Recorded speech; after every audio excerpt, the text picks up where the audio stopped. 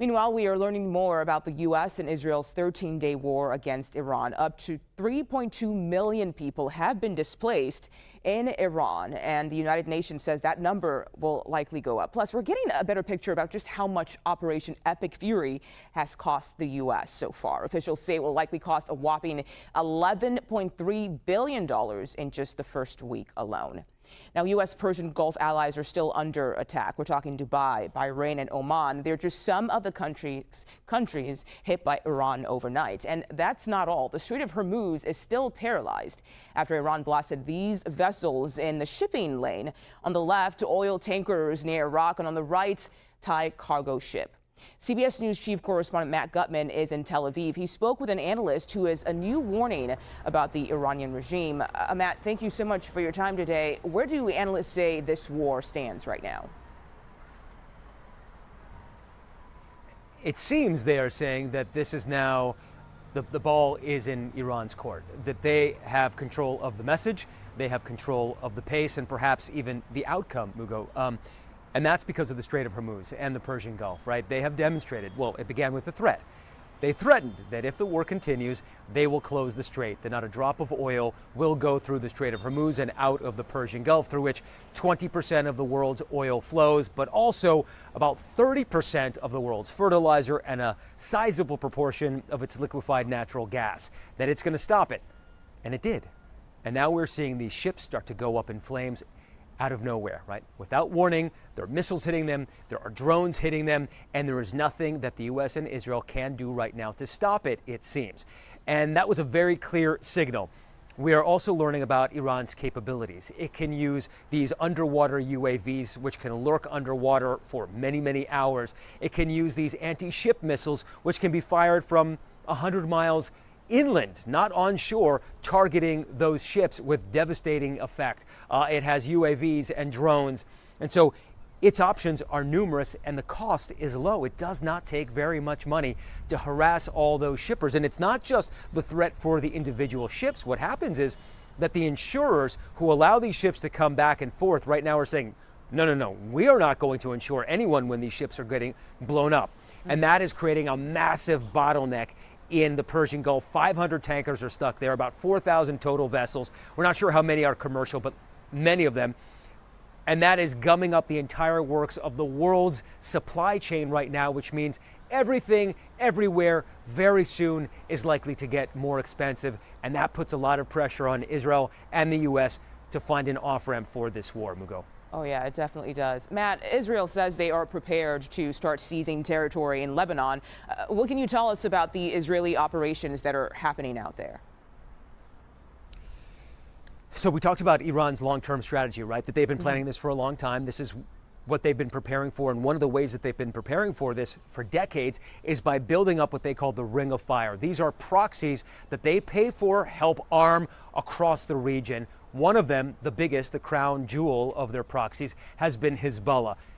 Very capable fighters, pretty significant amount of munitions, some of it very sophisticated. Israel thought that it crushed Hezbollah in 2024, but Hezbollah showed some pretty significant capacity over the past few days, launching dozens and even hundreds of rockets and drones at Israel. Israel has been fiercely attacking its stronghold in Beirut. There are about 800,000 people who've been forced from their homes. And Iran's strategy is to use Hezbollah in Lebanon to take the burden off of Iran, because if Israel's focusing its fire and its air force on Lebanon in a pretty significant way, Israel's talking about many dozens of sorties a day, up to 100. That means that many planes can't fly to Tehran and attack there. And so this is part of this grand strategy. We've also seen the Iraqi proxies of Iran fire and take fire from Israel and the U.S. And so they're trying to relieve the pressure from Iran. But that is growing into a very significant secondary theater of this war. Hundreds of people have been killed. And despite the fact that Israel has pummeled positions in southern Lebanon, in Beirut itself, Hezbollah still seems to be at least somewhat capable to get out into these open areas, fire those rockets and missiles and drones, and keep most of northern Israel in bomb shelters. Last night, it was pretty much the entire night, Mugo. Wow. Okay, Matt Gutman in Tel Aviv for us today. Thank you so much for your time. Meanwhile, oil prices continue to rise, and that's despite announcements from the U.S. and others that some strategic reserves are being tapped. Let's bring in senior writer at Barron's, Avi Salzman, for us today. Avi, thank you so much for your time. The U.S. says it will release 172 million barrels of oil. So why aren't we seeing more of an immediate impact when it comes to oil prices?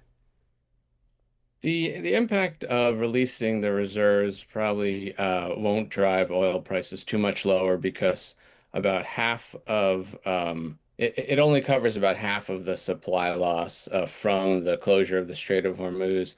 If you include the strategic releases, the diversion of some waterway oil to pipelines in Saudi Arabia, and a few other measures. We're still in kind of a crisis situation where at least 10 million barrels of oil per day are off the market. Iran's new supreme leader has threatened to block the Strait of Hormuz. His statement was actually read earlier today by a broadcaster on Iranian state media. And you've written about why unblocking the critical oil route is so complex at this point. Can you tell us more about that? Yeah, that's right, Muga. Uh, this has been a problem that U.S. Military experts have been trying to game plan for years. It's kind of a nightmare scenario, not because Iran has, all their munitions. Far from it. Obviously, the U.S. and Israel have destroyed most of them, but they have kind of a multi-layered ability to make the strait untrafficable. They can put mines in the strait, and we've heard reports that there are already mines there. They can shoot ships from the shore. They can use drones, and they can attack with, even with small fishing-like vessels packed with explosives. So right now, cargo ships and oil tankers are simply unwilling to go through the strait, even though there have been some promises that the U.S. could backstop their insurance market, that kind of thing. It's just too dangerous right now. And the strait is so narrow that this is the kind of thing that Iran could hold for weeks, potentially even months, with relatively few munitions, or at least large-scale munitions. And we've talked about Americans feeling the pain of all of this at the gas pump, but I want to go even further. What kind of damage can be done to the U.S. economy the longer this blockade goes on for? Yeah, a lot of that depends on just how high oil prices spike. Obviously, the administration is extremely focused on trying to reverse that. Right now, it looks like those efforts have been at best partially successful. I mean, oil is not at like $150, but if it were to get to that level and be sustained there for weeks, that could tip the U.S. and the global economy into recession.